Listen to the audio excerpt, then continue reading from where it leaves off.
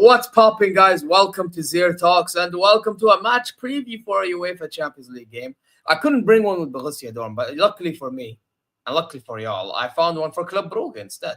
So we are here, and we're here to preview the game together. You get me? But guys, before we do that, you guys know exactly what to do. Subscribe, press alarm bells for future content notifications, like, comment your way, go check socials, and inshallah you're well wherever you are. Now, here's the thing, guys. The guest I have over here, he's usually known for being a top assister for Manchester City. You know, he likes to support Man City and he likes to provide assists for Erling Haaland, you know, and for Aguero and the man.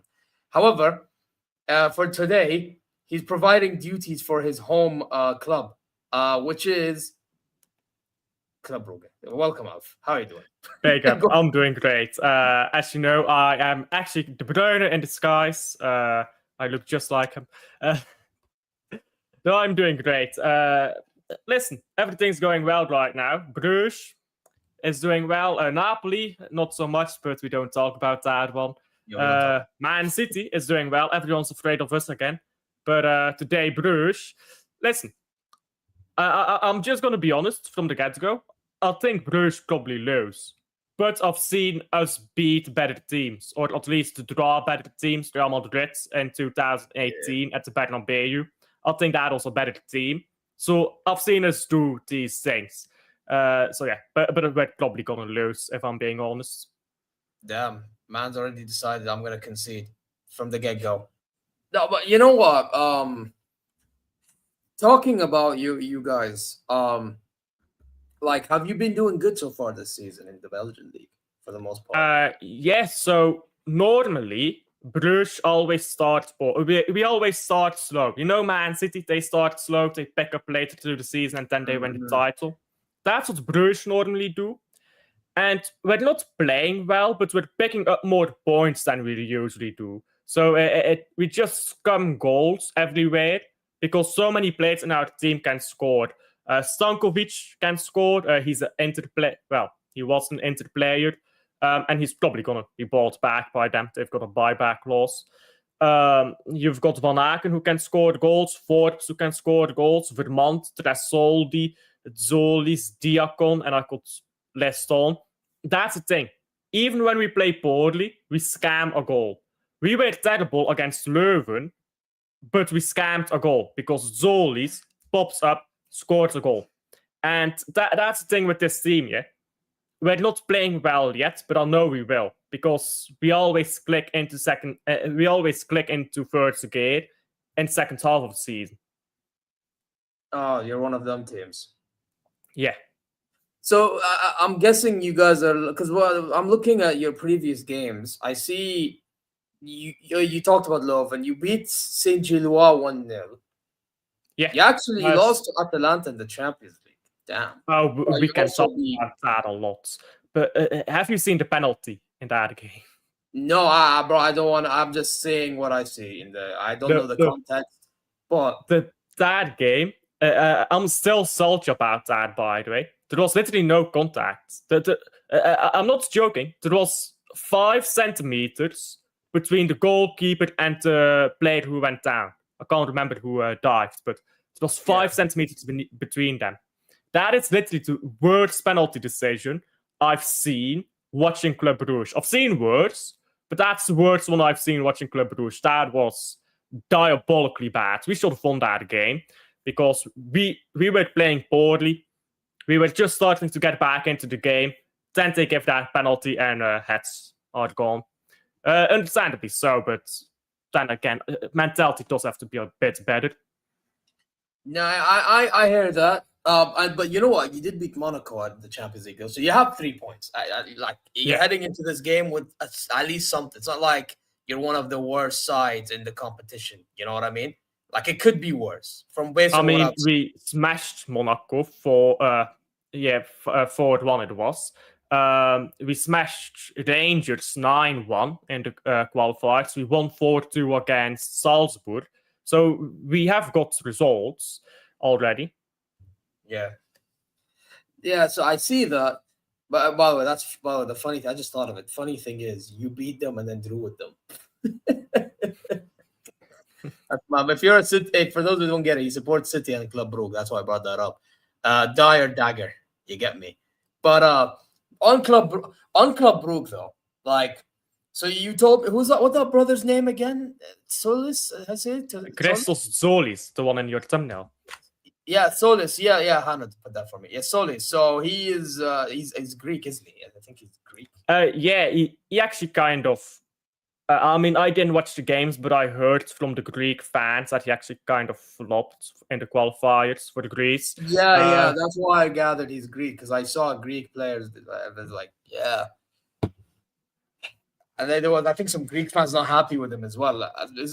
And I remember you even told me on a private chat when I did ask you if you want to do the preview that this guy's for sale for some reason. Like, what's your overall thoughts on the player and his mannerisms and as a whole? As a player, he's brilliant. Listen, he's talented. He's brilliant. When you're being pressed against your own goal, give him the ball and he'll get you out of trouble. When you're going forward, to give him the ball, he'll shoot and he'll score, or he'll bring the ball into the box and get an assist. He's a brilliant player, but mentality is just terrible. He thinks he's better than everyone else. And listen, to some extent it's true, but he's not the best player in our team. He's the 3rd best player in the team, but he acts like he's God or something. He's self-centered. He shoots too much, to be honest. I know he can shoot very well, but he shoots a bit too much. And I feel like he just doesn't care. Often, when players are on the pitch and you just feel they don't care. Oftentimes, he just doesn't care. When you play against big teams, he cares. But when he's playing against, like, Leuven, he doesn't care. He's just, I'm on the pitch, but I don't want to be here. Which is funny because he scored the only goal, but that's because the ball fell in front of his feet. So it's not exactly like he was playing a pretty poor game there as well against Leuven. He's played a few poor games this season. But then you look at Union, the game against Champion, suddenly he comes to life. You look at the Belgian Super Cup final, he's there. But what about the games in between? Now he's ghosting. He doesn't care. And that I don't like.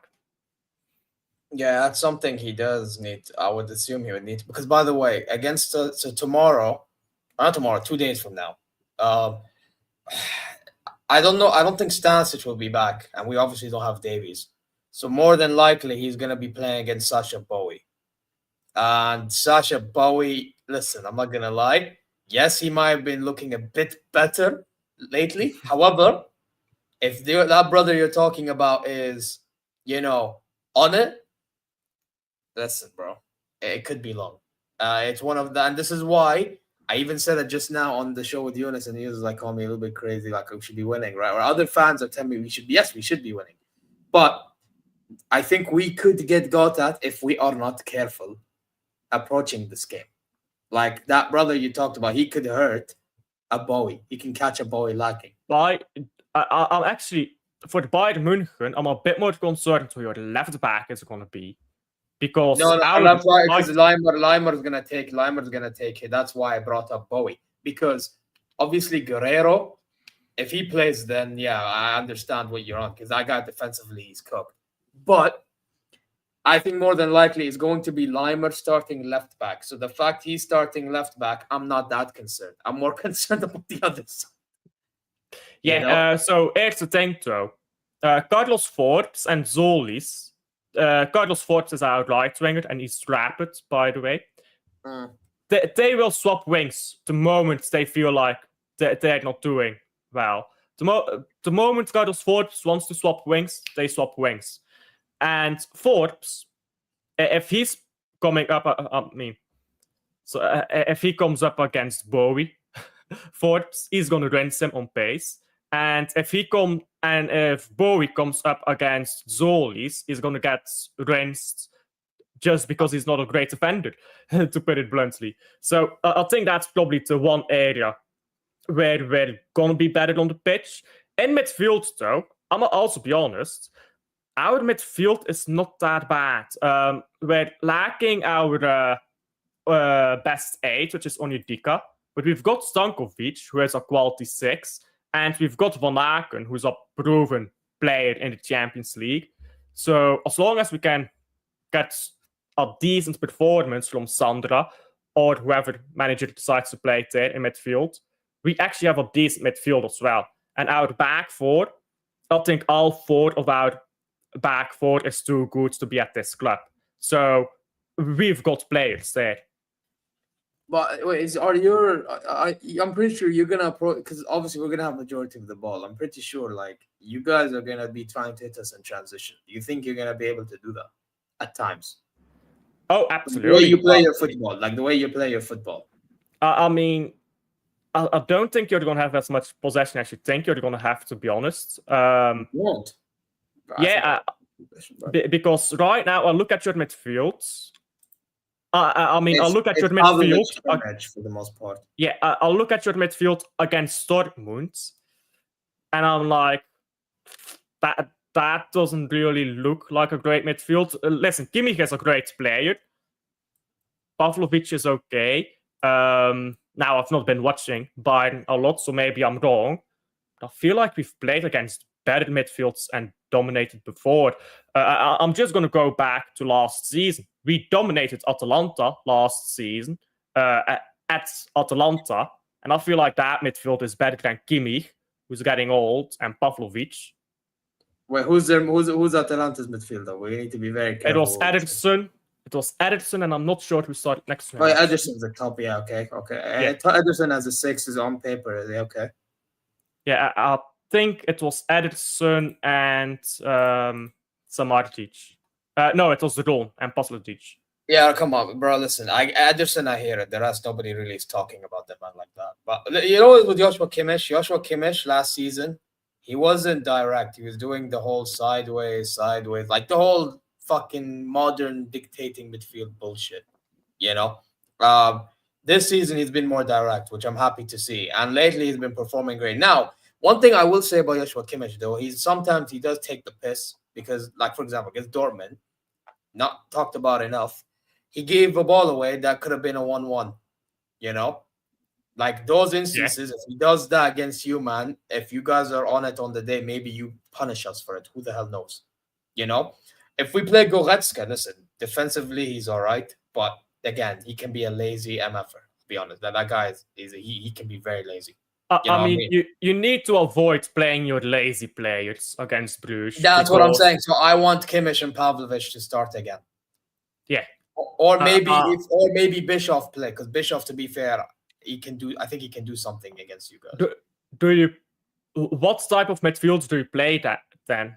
Like, I'm assuming you're going to go at 4. We rotate this season. We've been rotating a lot, bro. This season, Company, he's been rotating a lot. So there are games like one thing for sure. Most of the time, Kimmich will start, but there's like 1 or 2 games in which he won't. And usually, when Kimmich doesn't start, you see something is off. Like I remember we played Hoffenheim this season, and Kimmich didn't start that game, and Hoffenheim were pressing us. If Aslani was just more clinical and all that stuff, it could have gone south. But then obviously Kimmich come on, and now we're more comfortable, and then we ended up beating them 4-1.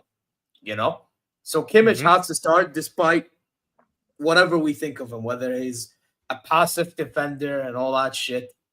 We both agree on that, but it's just what he does when it comes to keeping the ball. That's very important. You know what I mean? And in terms of starting attacks, because by the way, what he will do as well, and this is something I have to give Company credit for. We have to give Company credit for, is in the beginning of last season, we used to go all gung ho, and there was no extra body in the back in case something happens. Now, Kimmich is that extra body that will be dropping back to be helping to start the build-up process. And then what would happen is Konrad Laimer would be the one taking over in the either midfield, or he'd go more so on the flanks. He'd usually more so go on the flanks because that would help Olise then cut inside and whatnot.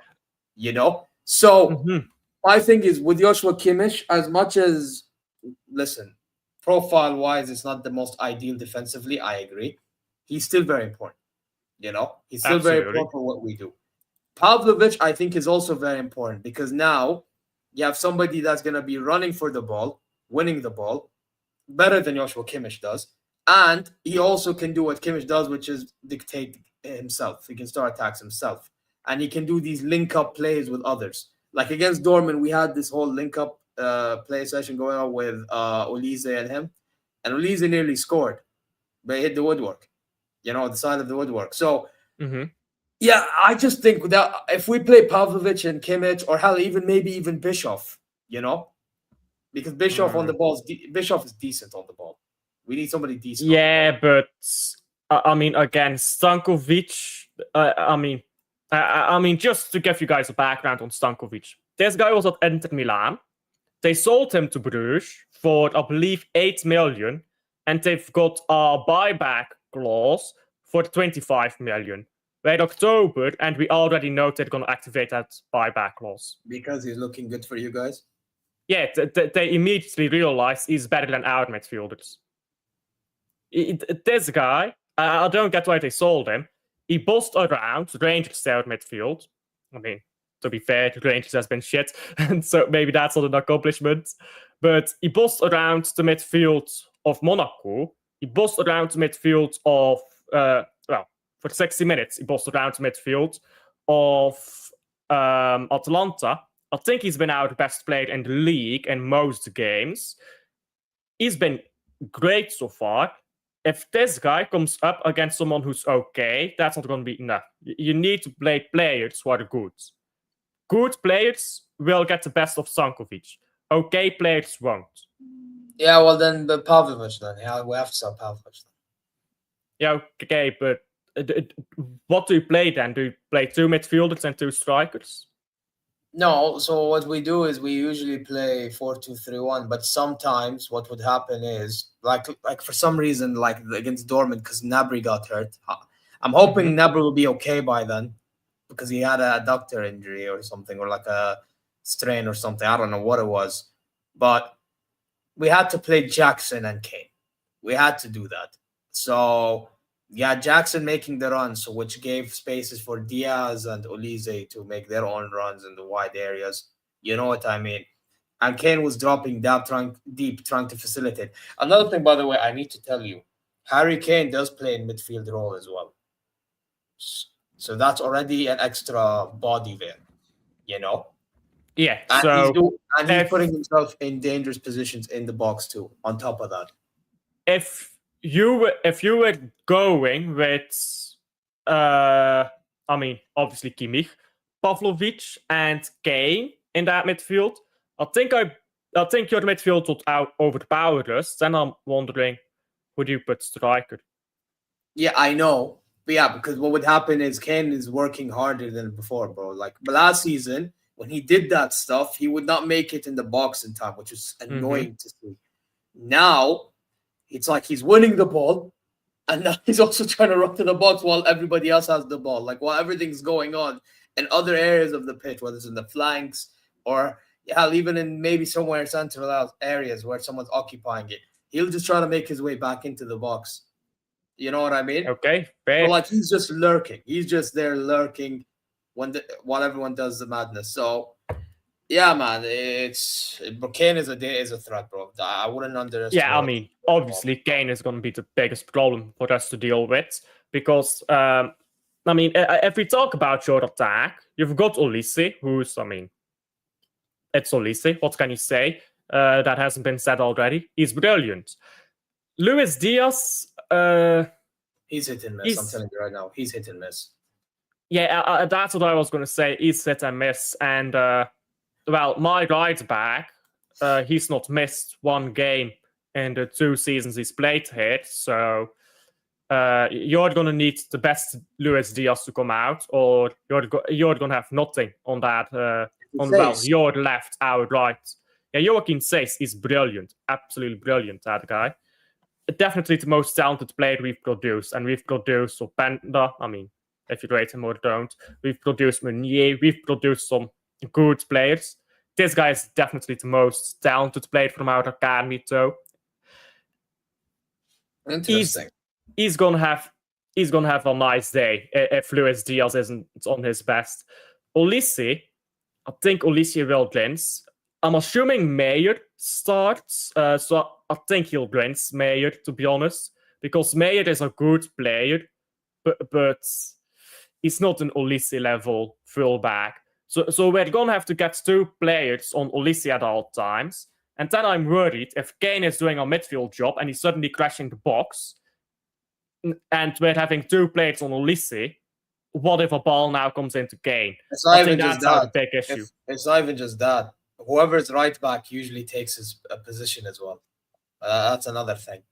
I mean, okay, but you don't want to leave Forbes running into that area then. If you but usually you have somebody else covered. That's my point. You have somebody else covered. That's why I was bringing up Kimmich earlier. I know Kimmich is, but again, but or you'll have Upamecano, who's been on form lately, just pull a madness, out of his ass, or you have Neuer make a run outside and be reactive to the ball. It depends how everyone's positioned. Like everyone will adapt accordingly. I think that's the most important thing. I think this season more than last season, everyone's just adapting accordingly to so if they see a gap, they'll occupy it. Doesn't matter.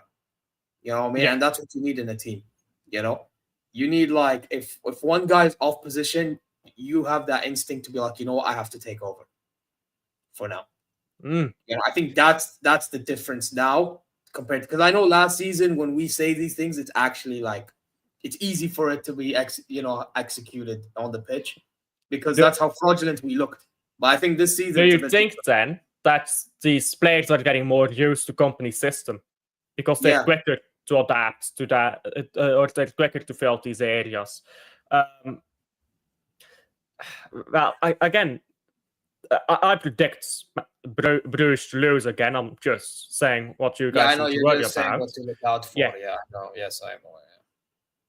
If you push up too much, because I feel like you did that a lot last season. Again, I've not watched you this season, but last season, I feel like you pushed up quite a bit. You don't want to leave space in between the striker. I assume Tresoldi, because he's been playing. I hope for Vermont, but will probably be Tresoldi. If you leave space between the striker and Van Aken, you want to talk about counter-attacking football. Van Aken is one of the most consistent in Europe. He's been in multiple round of 16s in the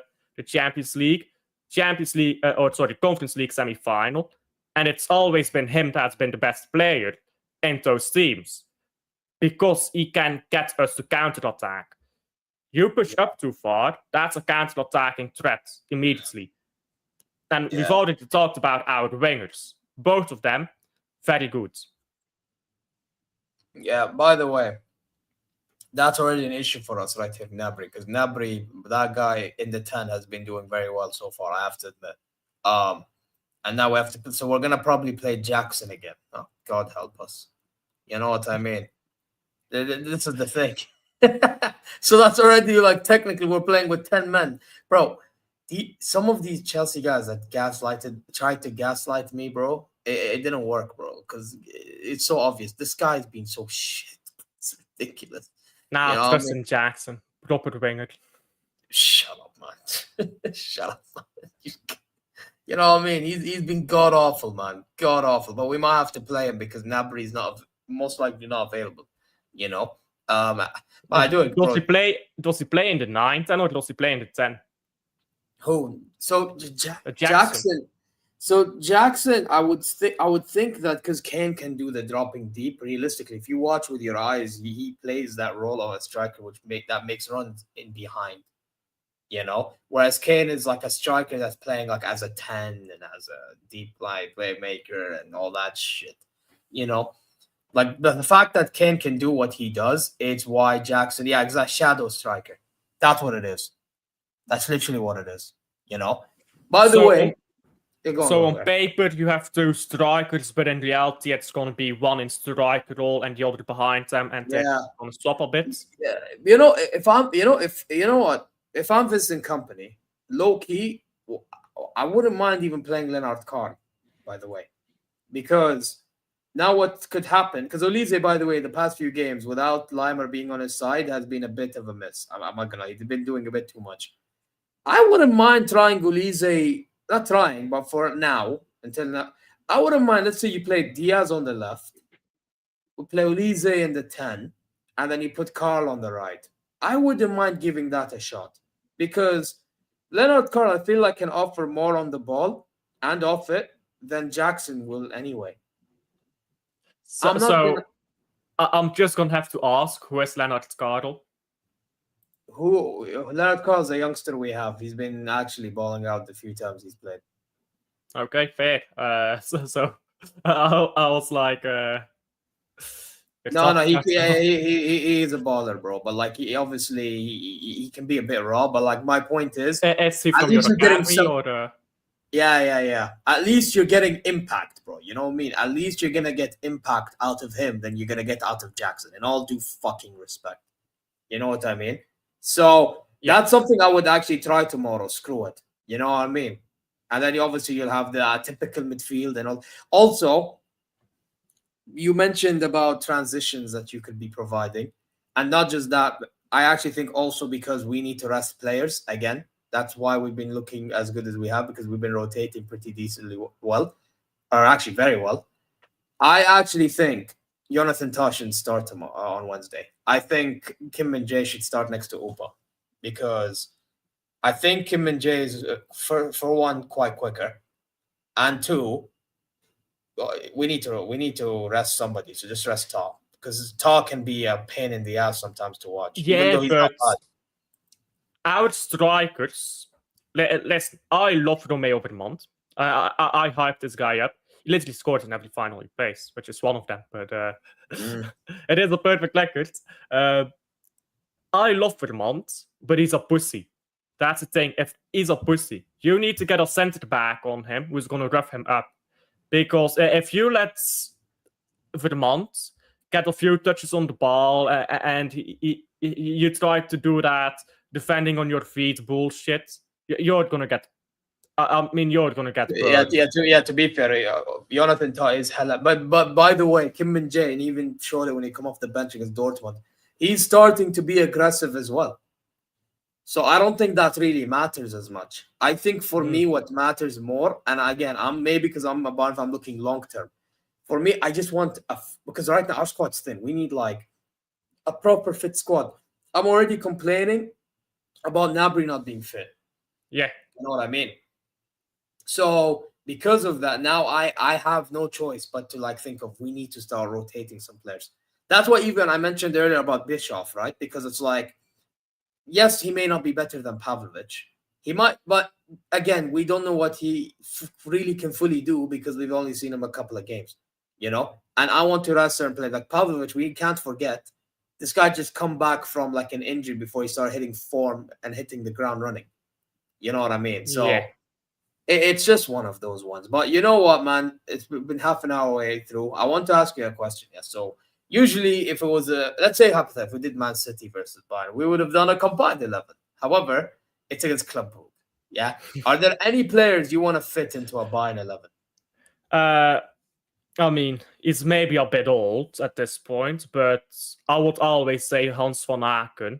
And this is one of the most underrated players, I think, in Europe, because Hans van Aken actually had a chance to go to Aston Villa earlier in his career. He had a chance way earlier in his career to go to one of the Madrids. I think it was Atleti, if I remember right. But he turned it down because he wanted to stay in Belgium. This is a player who could have gone easily to a top 5 league and played for the big clubs. But he turned it down to stay in Belgium for his family. He is our best player. He is the reason why we've won so many titles. He is the guy who won us 3 in a row, basically. He is the guy who, when we're shit, he wins us a game.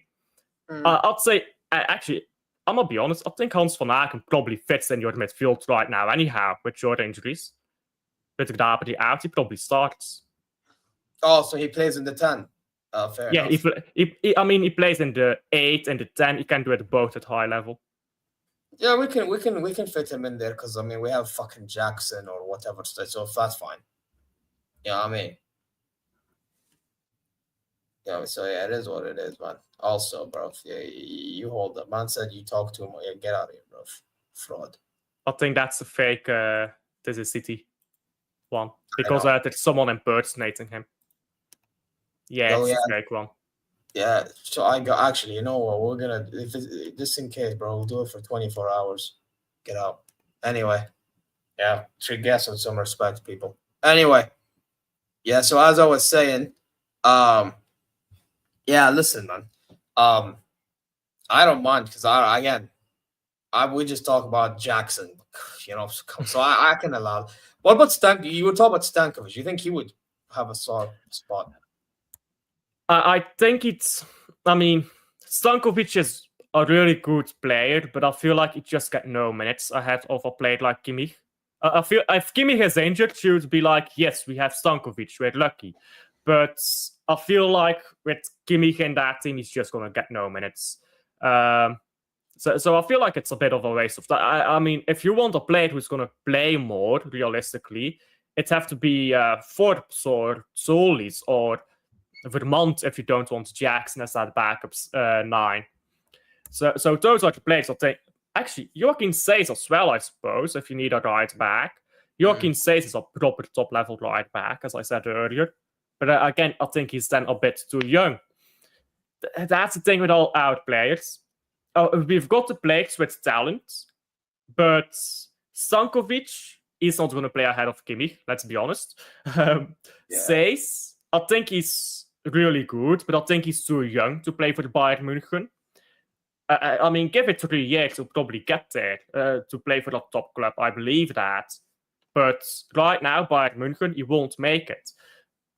Wingers, yeah, Forbes is better than what you've got, but that doesn't exactly mean he's Bayern München level, does it?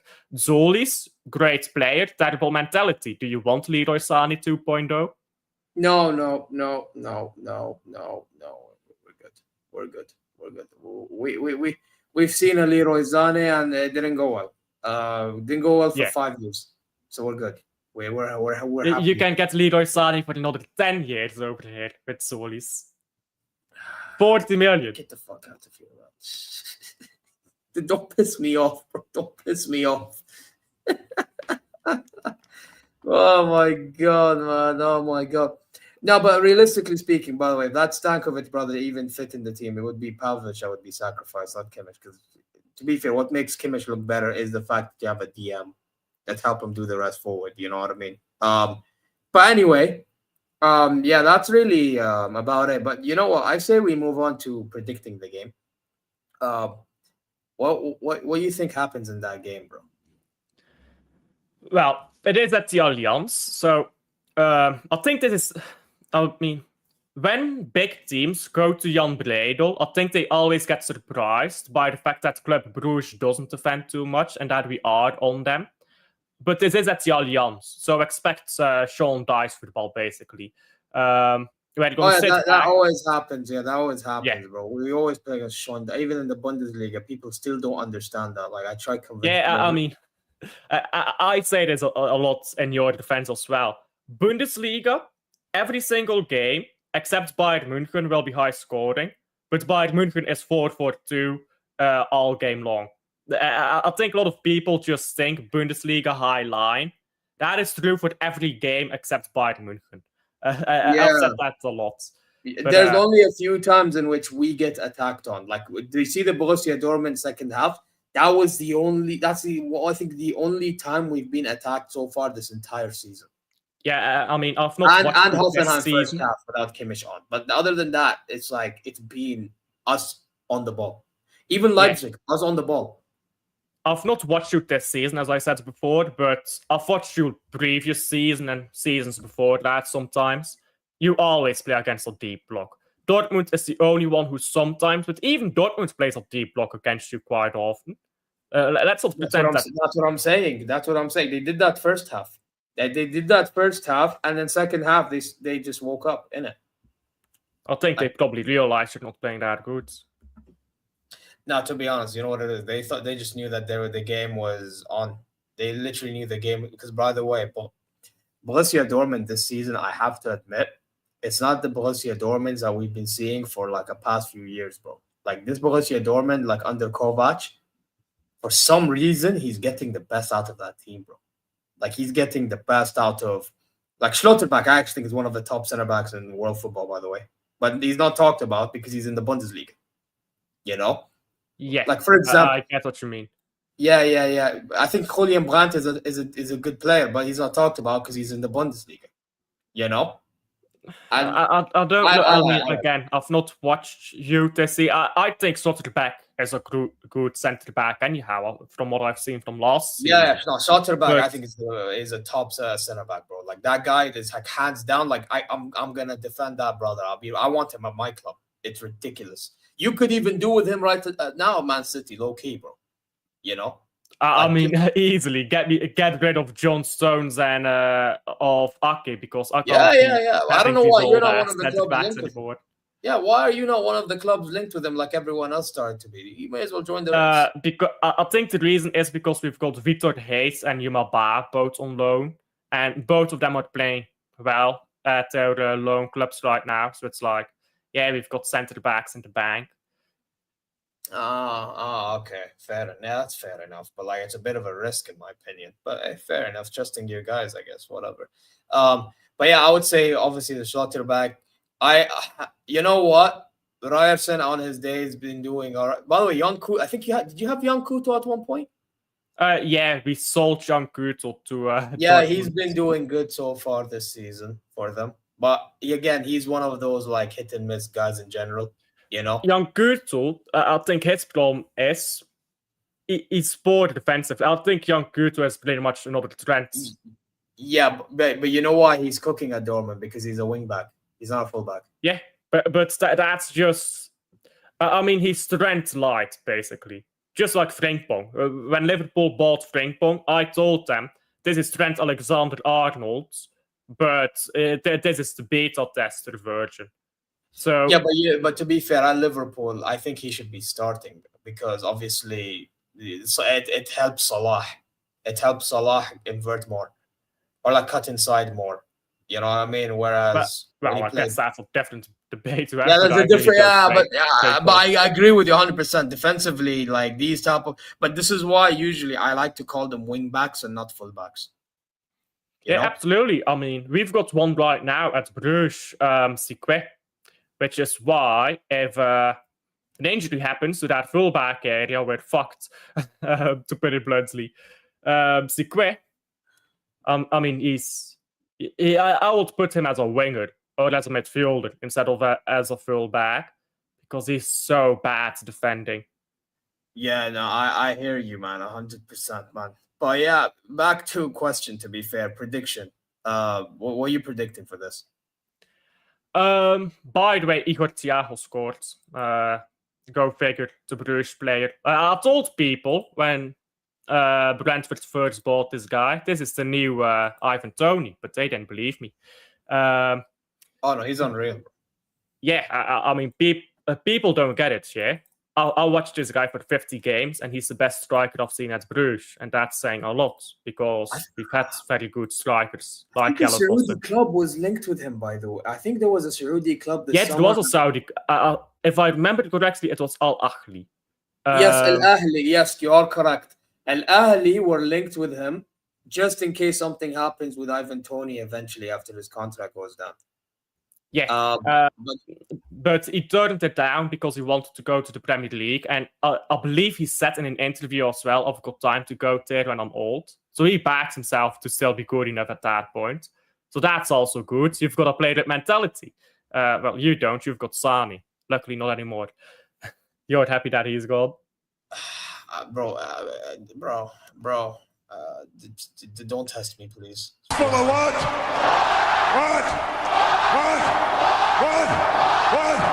You're a jackass. Yeah, you play for Napoli. Shut up. Anyway. Anyhow, you asked me for my score prediction. Exactly. Yeah, you know what? I don't think it will be a very high-scoring game. I think we're going to be annoying. I think we're going to keep the score low. I think you'll win, but I think you won't score in the first half. It will be a woeful first half to watch. And then at some point, it's going to be Kane, let's be honest. It's going to be Kane who scores some goal. Probably a header, because our goalkeeper is terrible in the air. Because Mignolet is injured, so it's Xhakers in goal. Yeah. So, yeah, it's probably going to be from a corner or something. And I think 2-1. I think we'll score right at the end, but it will just be a consolation goal. I think you'll win 2-1. I think you'll have the ball for most of the game, but when you do lose it, you'll get cooked on the counter. And mate, if you play Bowie and he's playing a bad game, make that 2-3. Shit. You know what? Yesterday when we asked each on Mias and Misha, we have like a Bayern panel show, me, Liam, etc. I think I said this initially, but after the information you provided me, I might have to take my word back a little bit, because it sounds like from what you're telling me, some of your players might be defensively solid against some of ours, and they might hurt us in transition if we're not careful. Yeah. And we could make one or two mistakes that could hurt us. It could benefit you if you're clinical. So based on that, you know what? I think you might get one goal. I stick by that. However, I don't think we score as many, where I'm like changing my mind a bit. I'm gonna say we win instead of 4-1. I'll say 3-1. I won't. Yeah, that's it. I won't jump the gun too much, because yeah, it doesn't look like, based on that. Like, I feel like maybe we scored 1 in the first half, maybe like late in the first half, something like that. And then by then, second half, you guys maybe give up a little bit, and then that's when we start to grow a little and then score twice. Yeah, I think 3-1 is like the most fair from our end, I'll be honest. I think we went 3-1. Yeah, that's fair as well, I think. Yeah, but guys, let me know what your thoughts are in the comment section, guys, because this is an interesting one. You know what I mean? It's really very, very interesting. By the way, if Harry Kane misses a chance and we get a result, whether it be a draw or a win, I'm going to be eating. I'm going to be eating if Harry Kane misses a big chance. Oh, I know you're going to be eating, because you're going to have an agenda to start. I know what it is. You're going to start the whole Harry Kane's not better than Haaland agenda. I know what you're going to do. You're shameless. It's not an agenda if it's true, is it? Yeah, it's not true, by the way. I think Kane's been better than Haaland this season. Not going to lie. Yeah, but overall, he's not better, let's be honest. I think he's just had a better start to the season. I think he's a better footballer, but Kane's a better finisher in general. Not Kane. Haaland's better finisher in general. Yeah. I was like, when is on? Fuck, I don't know why I said Kane twice. I said Kane twice. No, I meant to say Haaland in general. If you provide him the ball, volume of chances, he's more likely to score. But Kane is a better if you provide him 27 penalties. Brother, listen. Listen, Harry Kane's penalties this season have been sick, bro. No, man. no, but I think a sick penalty is a sick penalty, to be fair. But this season, I'm sorry, Harry Kane's been the most informed player, bro. Because not just what he does in striker, bro, dropping deep, he's winning the ball, he's starting attack, bro. Yeah, but Haaland has the second most clearances of any City player, and he's also scored 80% of our goals. How the fuck is he? Wait, since when does he clear chances? What the fuck? Yeah, he's got 14 clearances already this season in the Premier League. Yeah, but I can say Harry Kane has similar amount of. He probably does. But Haaland is putting in centre back shifts. He's actually carrying Man City right now. He's also created some chances, but the Spurs chance is the best one, but we just don't score them. Anyway, in my opinion, Kane has been the most informed. But that's not me saying that Harry Kane clears or anything. No, it's very close. Even Mbappe is in the mix, by the way. Let's not forget. Like, they're all in the way that they're scoring at the moment. I don't consider Mbappe to be a striker. I consider him to be a winger. No, I understand that, but like they're like the three most informed players in general at the moment. Yeah. I mean, they're the Ballon d'Or contenders as it stands. Yeah, but that's exactly what I mean. Like, that's why I brought him into. But I mean, thing is with Mbappe, he's been trying to adapt to being the striker, and especially under Alonso's system. But obviously, they like to drift wider. Like, Mbappe will try to adapt to what Vinny is doing or what the other guy's doing. You know what I mean? Yeah, exactly. He at the moment is playing as that, even though his profile is more of like a shadow type striker or like a wing. Yeah, I agree with you in that, but it's just what he's playing as right now. But yeah, it's been a good one, Alf. Thanks for joining, bro. Any final words? For real? For real? No, not for real. I was going to say something to annoy you, but no real final words. No real final words. Well, go check Alf's channel. It's literally what it says on that tile over there. So yeah, man, it's in the description below. And it's even in the title, I believe. I hope I tagged it. I did tag it in the title. So I did. So go check it out. He does Man City content and sometimes he does watch-alongs for other games whenever he can. You know, just like how I do them at times. So yeah, go check him out.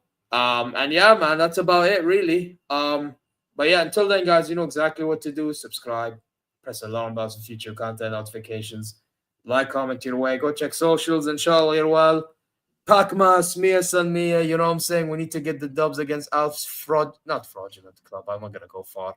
By the way, Club Brugge has won a trophy 12 seasons in a row, which is more than Bayern's 11 in a row. There you go. Wait. You play in a Farmers League. Oh, my God. Go. You play in a Farmers League. We don't care, man. Fair enough. Yeah, we don't care. You play in a Farmers League. Yeah? Do it in the Champions League. You see, this is how usually fans talk to us. Now I'm going to say to you. Stop farming community shields, man.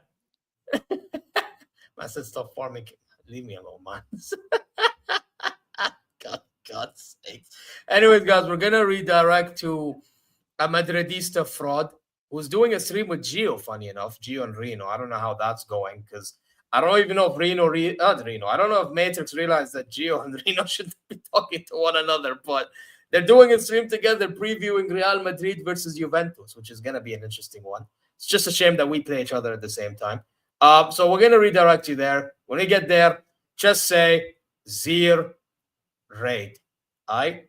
Until then, guys, take care and see y'all next time. I said, give me a hell yeah. See you guys.